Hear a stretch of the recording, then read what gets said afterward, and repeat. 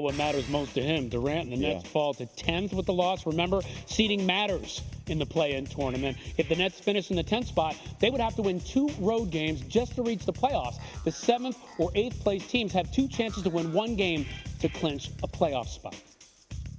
Okay, so let's welcome in our senior NBA insider, Adrian Wojnarowski. And Woj, let's start with someone on the Nets who hasn't played this season, Ben Simmons.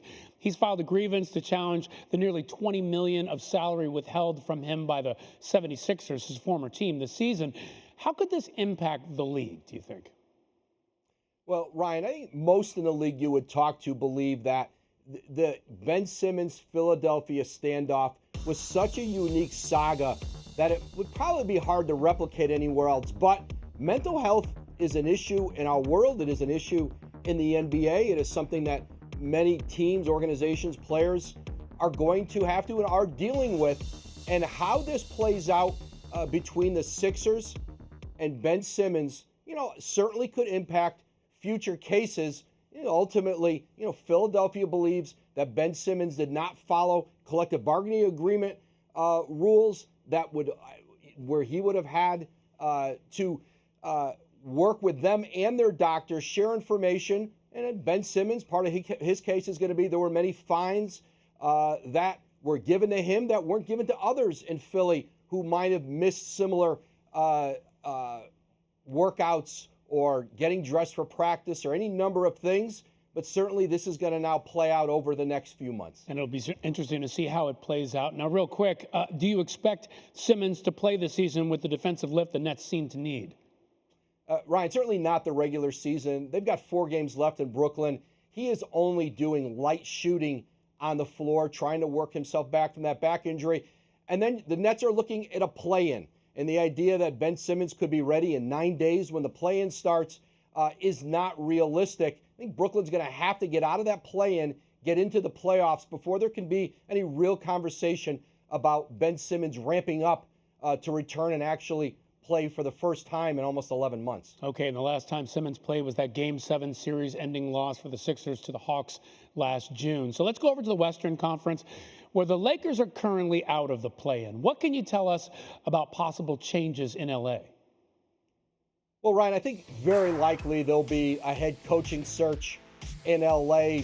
L.A. resisted making a change with Frank Vogel during the season, but most expect that will come when the season's over. They haven't made a final decision yet with the Lakers, but expect them, to very likely be in the market for a head coach. And then obviously Russell Westbrook. What does his future hold? He's got a year left on his deal. He'll certainly opt into the last year on his contract at $47 million.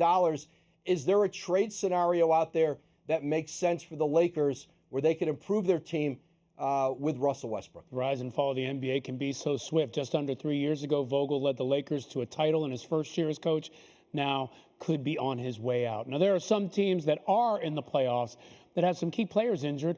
Let's roll through a few of them, starting with Ja Morant. When could he return? It's remarkable, Ryan. 19-2 without Ja Morant in the lineup this season in Memphis. There's a lot of confidence, that he'll be able to return for the start of the playoffs. They'll have a whole week off as everybody else in the West is in the play-in. And the expectation is Memphis will have Morant back when the playoffs start. Jared Allen in Cleveland, another real important player for the Cavaliers, an all-star this season. He's going to do more this week. He's got that fractured finger. He's been on the court. He's been ramping up, but then he'll start to do more significant basketball stuff, see how that finger reacts. He did not have surgery on it, but Jared Allen, I think there's hope he could be back for a regular season game or two before the playoffs. And then Jamal Murray, listen, he's been ramping up from that torn ACL last season. There's still days, I'm told, where he feels pain in that knee. They've got 4 games left in the regular season. It's unlikely you're going to see him there. And then there's going to have to be a significant conversation with the Nuggets and his agent Mike George and himself and Jamal Murray about does it make sense to come back in the playoffs off of such a significant injury.